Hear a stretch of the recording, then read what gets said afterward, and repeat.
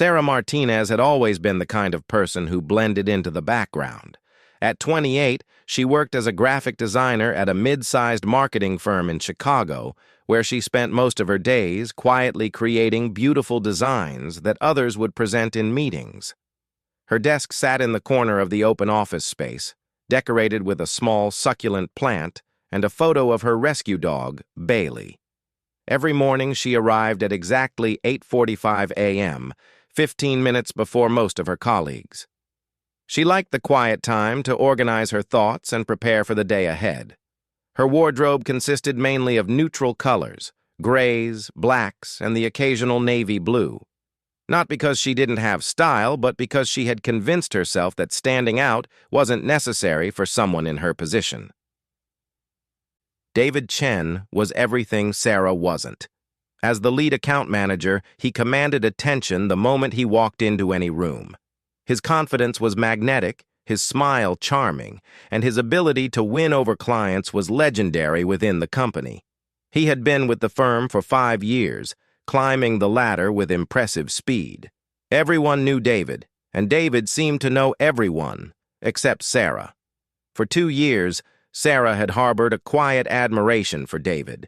She noticed how he remembered everyone's birthdays, how he stayed late to help junior employees, and how his laugh could lighten even the most stressful days.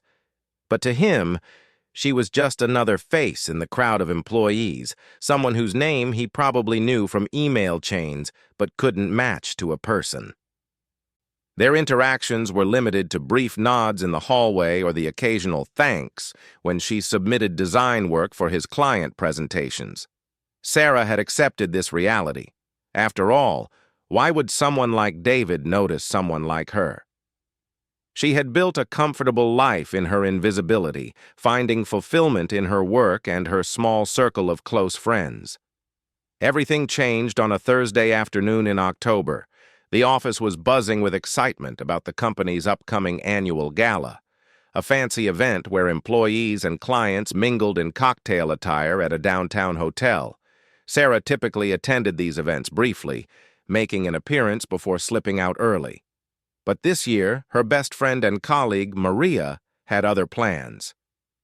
"You're not wearing your usual black dress," Maria declared, barging into Sarah's apartment the night before the gala with an armful of dresses.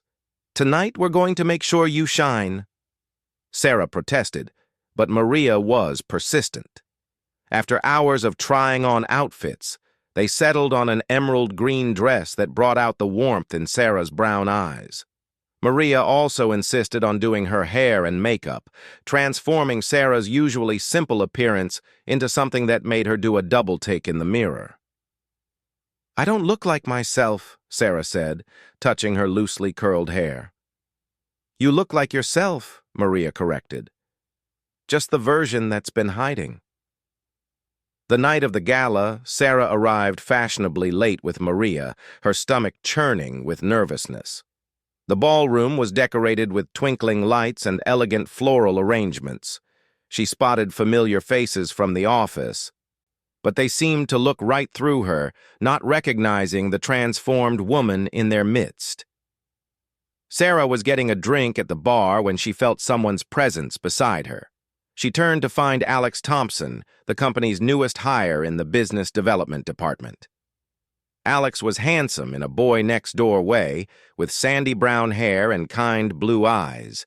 He had started just 3 months ago, but had already made a strong impression with his innovative ideas and friendly demeanor. "I'm sorry, I don't think we've met," Alex said, extending his hand. "I'm Alex Thompson."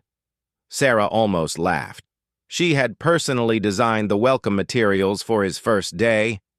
"Sarah Martinez," she replied, shaking his hand. "I'm in the design department." Alex's eyes lit up with recognition. "You're the one who created that brilliant campaign design for the Peterson account. I've been wanting to meet you.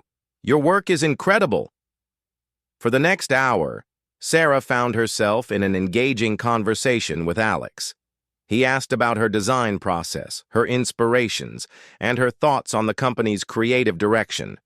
It was the longest work-related conversation she'd had with anyone outside her department in months. Other colleagues began to notice, whispering and glancing their way. Among those watching was David Chen. He stood across the room with a group of clients, but his attention kept drifting to the woman in the green dress. There was something familiar about her, but he couldn't place it. More intriguingly, Alex Thompson, whom David had been mentoring, seemed completely captivated by her. As the evening progressed, David found himself oddly bothered by the scene. Alex had mentioned earlier that week that he was single and looking to date someone. Was this woman someone from outside the company? Why did she seem so familiar? The mystery was solved when Maria approached the chatting pair and addressed her friend. "Sarah, they're about to announce the design award. You should be near the stage." David nearly dropped his drink. Sarah? Sarah Martinez from the design department? He studied her more carefully, recognition finally dawning. The quiet designer who submitted impeccable work but never spoke up in meetings. The woman he passed in the halls without a second thought. How had he never noticed her?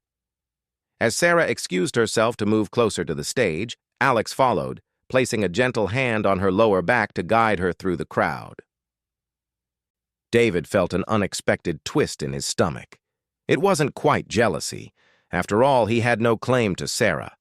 But it was something close to regret, mixed with a sudden, intense curiosity about the woman he had overlooked for 2 years. The announcement came, and Sarah's name was called for the Designer of the Year award. As she walked to the stage, graceful and glowing, David saw her colleagues' surprised faces. How many of them, like him, were seeing her for the first time? In her acceptance speech, Sarah spoke with quiet confidence about her passion for visual storytelling and thanked her team for their support.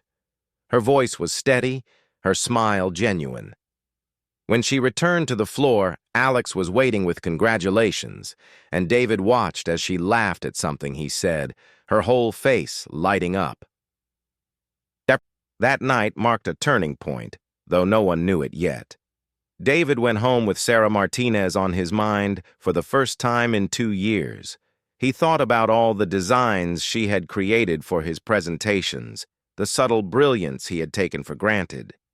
He thought about her smile, her laugh, and the way Alex had looked at her like she was the only person in the room. Meanwhile, Sarah went home, feeling like she had stepped into someone else's life for an evening. As she removed her makeup and hung up the green dress, she wondered if Monday morning would return everything to normal. Would she go back to being invisible? Did she want to? What neither of them knew was that this was just the beginning. The overlooked designer had been noticed, and the ripple effects would change everything in ways none of them could anticipate. Monday morning arrived with a gentle rain tapping against the office windows. Sarah arrived at her usual time, wearing her typical gray cardigan and black slacks. She had convinced herself that Friday night's gala was just a momentary deviation from reality. But as she settled at her desk, she noticed something different. A fresh bouquet of sunflowers with a card that read, "Congratulations again on your award. Would love to discuss some ideas over coffee. Alex." Her cheeks flushed as she read the note. Across the office floor, David observed the delivery from his glass-walled office. He had arrived early, something unusual for him, and found himself positioned perfectly to watch Sarah's reaction. The way her face softened as she touched the bright yellow petals stirred something uncomfortable in his chest. Over the following weeks, the office dynamics began to shift. Alex made a point of stopping by Sarah's desk daily, sometimes bringing her favorite lavender tea, other times simply to chat about projects. Their conversations grew longer, spilling into lunch hours. Sarah, who had always eaten alone while working, now found herself in the cafeteria, laughing at Alex's stories about his previous job at a startup. David noticed every interaction. During meetings, his eyes would drift to Sarah, who had started speaking up more, sharing her creative insights with newfound confidence. When had her voice become so clear? When had her ideas become so bold? Or had they always been this way? and he had simply failed to listen. The situation escalated during a major client pitch preparation. David, leading the account, needed the design team's best work for a potentially game-changing technology client. He found himself walking to Sarah's desk personally, something he rarely did for anyone below senior level. "Sarah," he said, his voice carrying a professional tone that masked his inner turmoil. "I need you to lead the creative direction for the Technova pitch." She looked up, surprise evident in her dark eyes. "Me? But usually, Marcus handles the big accounts." "I want fresh perspective," David interrupted, then added more softly, "Your work on the Peterson campaign was exceptional. I should have said so earlier." As she nodded, accepting the responsibility, Alex appeared with 2 cups of coffee. "Oh, sorry, didn't mean to interrupt," he said, though his timing seemed deliberately protective. "Sarah, we still on for lunch to brainstorm the social media integration?" David felt his jaw tighten. "Actually, Thompson, I'll need Sarah in strategy meetings during lunch this week. The Technova pitch is priority 1. The 2 men locked eyes for a moment, an unspoken tension crackling between them. Sarah, still unaccustomed to being the center of attention, missed the subtle territorial display. As the week progressed, David found increasingly creative reasons to require Sarah's presence. He scheduled design reviews that ran through lunch, requested multiple revision meetings, and even suggested after-hours brainstorming sessions. Each time Alex tried to make plans with Sarah, David seemed to have an urgent project need. "He's working you pretty hard," Maria observed one evening as Sarah packed up her desk at nearly 8 o'clock. "Since when does David Chen personally oversee design details?" Sarah shrugged, exhausted but exhilarated. "He says he wants this pitch to be perfect. I've never seen him so invested in the creative side." Maria raised an eyebrow but said nothing. She had been watching the situation unfold with interest. The way David's demeanor changed whenever Alex was near Sarah, how his usually smooth charm became slightly sharp-edged. It was obvious to everyone except Sarah what was happening. The breaking point came during the company's November team-building event, a cooking class at a trendy downtown venue. Employees were randomly paired, but David somehow engineered being partnered with Sarah for the pasta-making session. They stood side by side, flour dusting their aprons, as the instructor demonstrated kneading techniques. "You're natural at this," David commented, watching Sarah's hands work the dough with practiced ease. "My grandmother taught me," she replied, a nostalgic smile playing on her lips. "Sunday dinners were sacred in our house. Everyone had to help." As she shared stories of her family, David found himself mesmerized. How had he worked alongside this warm, talented woman for 2 years without knowing anything about her? He was leaning in to hear better over the chatter when Alex's voice cut through. "Sarah, how's your pasta coming along?" Alex had abandoned his station to check on her, his expression openly affectionate.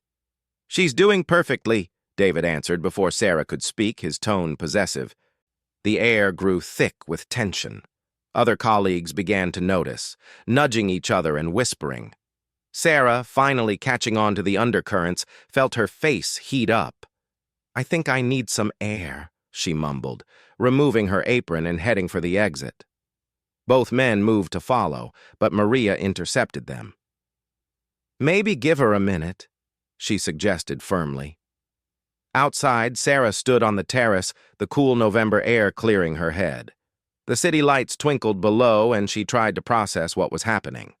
David Chen, who hadn't known she existed 6 weeks ago, was now acting like, what? A jealous boyfriend? And Alex, sweet Alex, who had seen her when no one else did, was caught in some sort of competitive display she didn't understand. When she returned inside, she found David waiting by the door. "I owe you an apology," he said quietly. "I've been unprofessional." "Have you?" Sarah asked, finding courage she didn't know she possessed. Or have you just started paying attention? David's usual smooth response failed him. You're right. I overlooked you. For 2 years, I had exceptional talent right in front of me, and I didn't see it. I didn't see you. And now, Sarah challenged. Now I can't stop seeing you, he admitted, the words tumbling out. Your creativity, your quiet strength, the way you bite your lip when you're concentrating on a design. I notice that you hum when you think no one's listening, that you keep chocolate in your desk drawer for stressful days, that you water every plant in the office because you can't stand to see them neglected. Sarah's breath caught. David, I know I have no right, he continued. Alex saw you first. He's a good guy, probably better for you than someone like me who took 2 years to wake up. But I needed you to know. Before Sarah could respond, the cooking instructor called everyone back to their stations. The moment hung between them, unresolved but changed everything. The following days were a study in contrasts.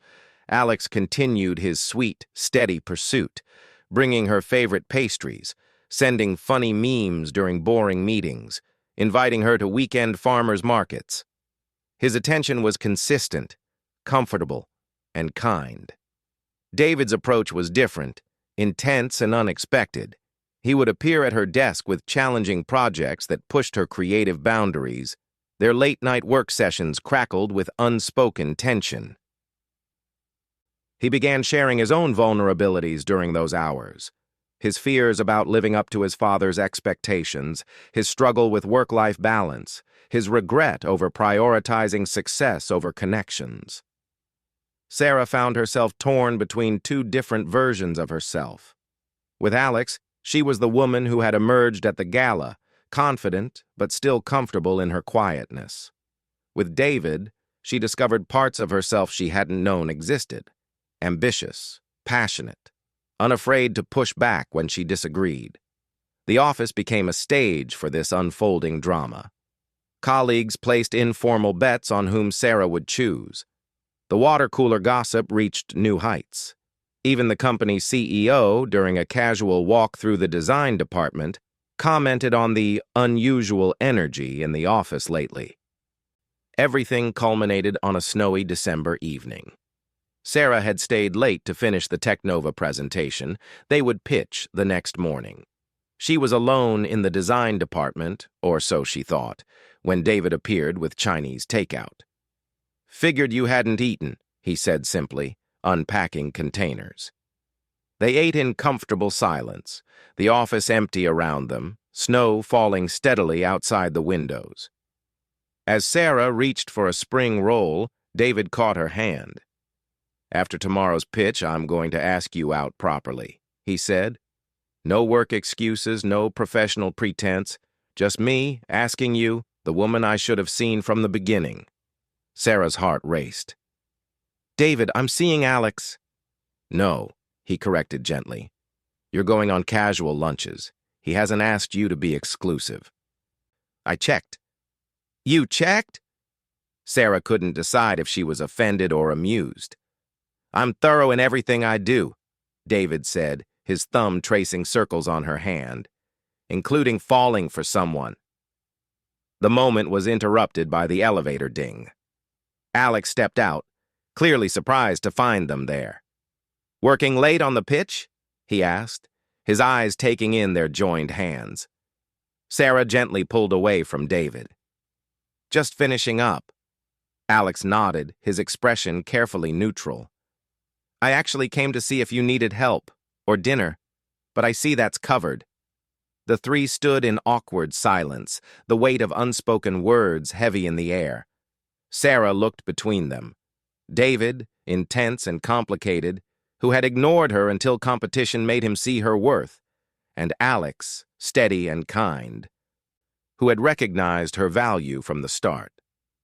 I should go, she said finally, gathering her things. Big day tomorrow.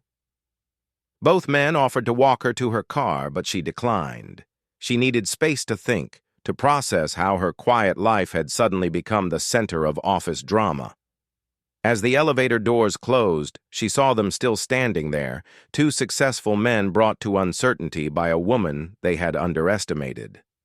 That night, Sarah lay awake thinking about choices and timing, about being seen and being valued. Tomorrow's pitch would end the Technova project, but she knew the real decisions were just beginning. The Technova pitch arrived on a crystal-clear December morning. Sarah stood before the mirror in the office bathroom, adjusting the collar of her deep blue blouse. She had chosen it specifically, professional, but with a subtle confidence that reflected her inner transformation. As she applied a final touch of lipstick, Maria burst through the door. "The clients are here," she announced breathlessly. "And Sarah, you should know, both David and Alex insisted on being in the presentation room, even though Alex isn't on this account." Sarah closed her eyes briefly. Of course they did. The presentation room hummed with nervous energy. The Technova team sat on one side of the long conference table, three executives in sharp suits who would decide whether to award their multi-million-dollar account to the firm. David sat at the head of their side, his usual confidence tempered with an unusual tension. Alex had positioned himself near the back, ostensibly there to observe for learning purposes.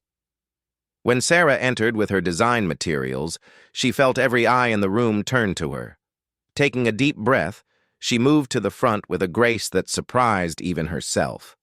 "Good morning," she began, her voice steady. "I'm Sarah Martinez, lead designer for your campaign. What we're about to show you isn't just a marketing strategy, it's a visual story about transformation."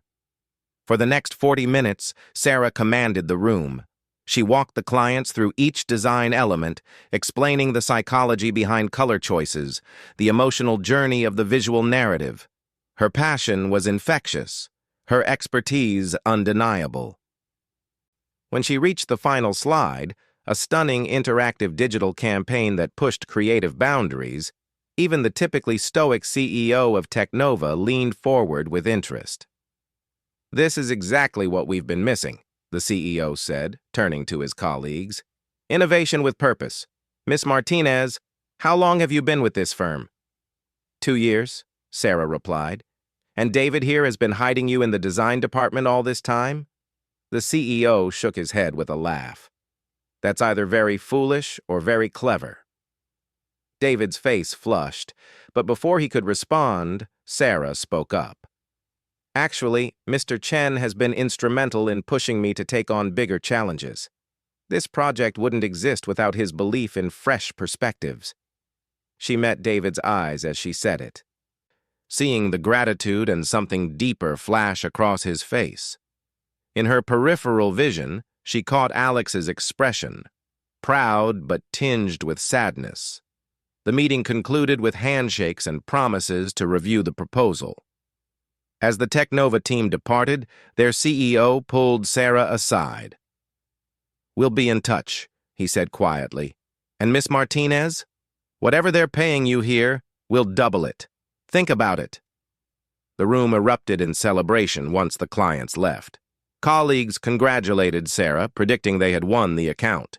In the midst of the excitement, she slipped out to the terrace, needing a moment to process everything. She wasn't alone for long.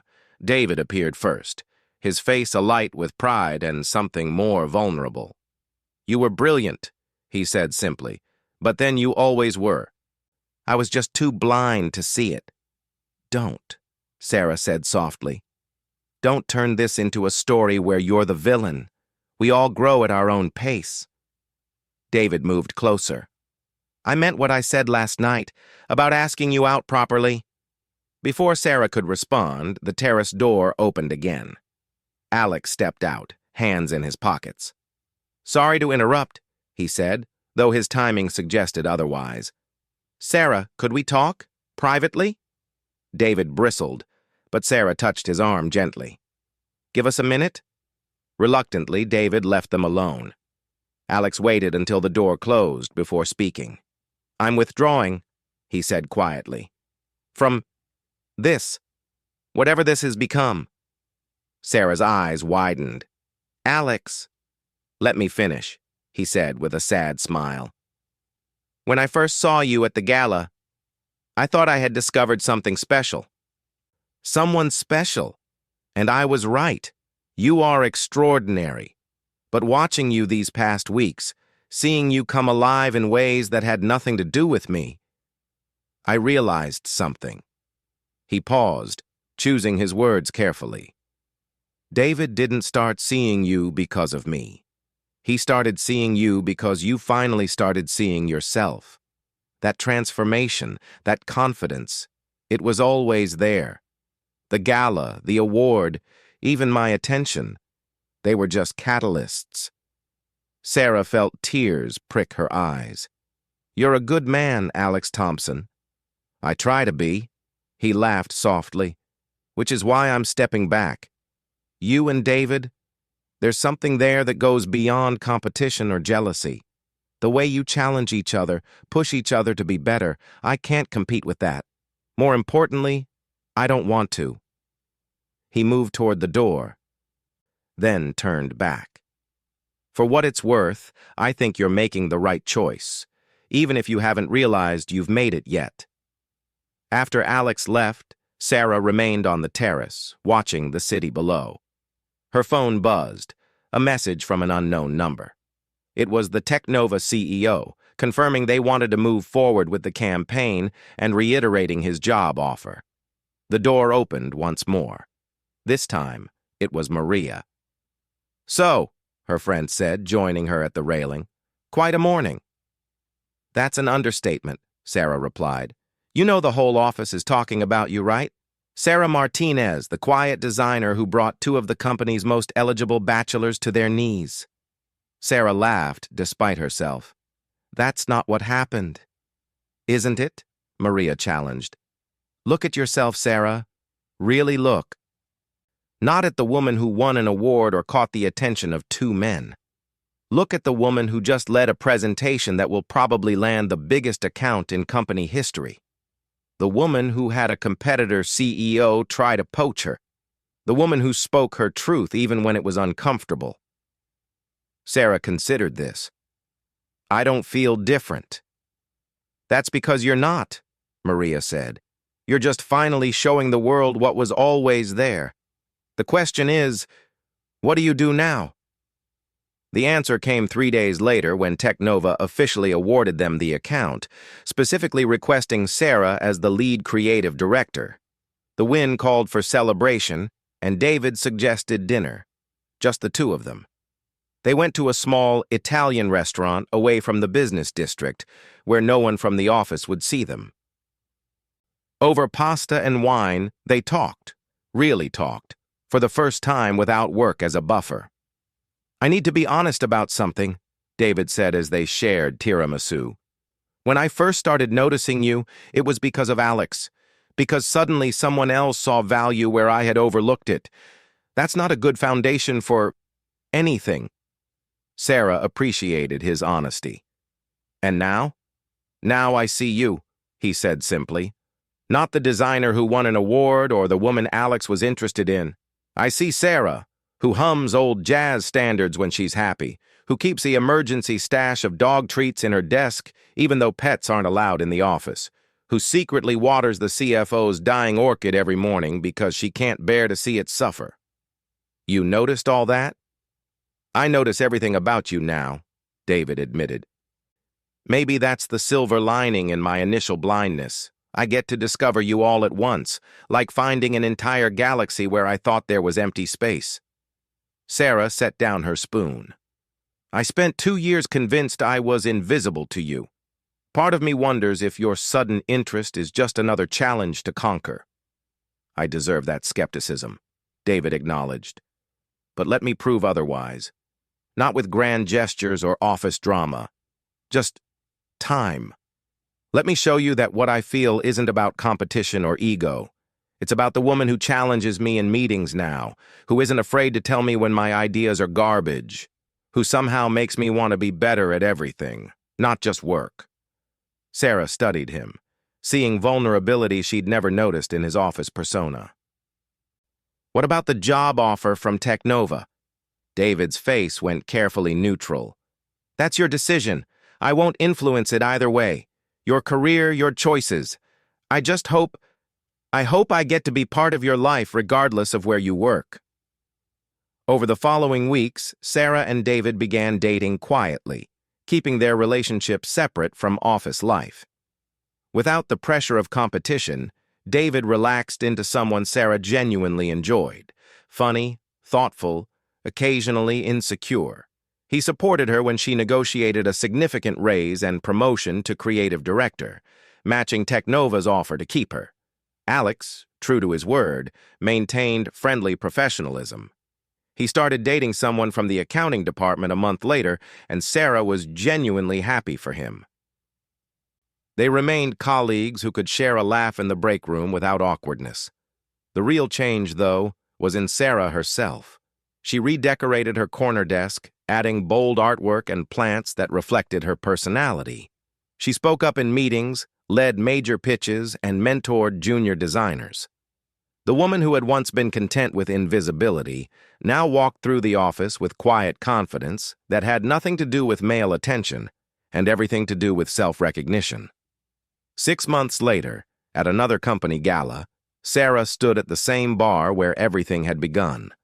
This time she wore red, a color she never would have chosen before. David stood beside her, his hand resting lightly on her back as they chatted with colleagues. "You know what the funny thing is?" Sarah mused, sipping her champagne. "Everyone talks about how you and Alex discovered me, but the truth is I was never lost. I was just waiting." "Waiting for what?" David asked. Sarah smiled, thinking of the quiet woman who had sat in the corner, creating beautiful things while believing she was invisible. "Waiting to realize that being overlooked isn't about what others see. It's about what we choose to show." Across the room, she caught sight of her reflection in a mirror. The woman looking back was familiar yet transformed, not because others desired her now, but because she had finally desired herself enough to step into the light. The title of her story, she realized, had it backward. She hadn't gone from overlooked to desired because of David's jealousy or Alex's attention. She had always been desirable, talented, kind, creative, strong. The jealousy, the competition, the drama, they were just the catalysts that forced her to see what had always been true. As David pulled her onto the dance floor, Sarah laughed, feeling fully present in her skin. She had spent so long wanting to be noticed by others that she had failed to notice herself. Now, whether in a corner office or a corner desk, in a gray cardigan or a red dress, she knew exactly who she was. And that, more than any love story or office drama, was what made her truly unforgettable.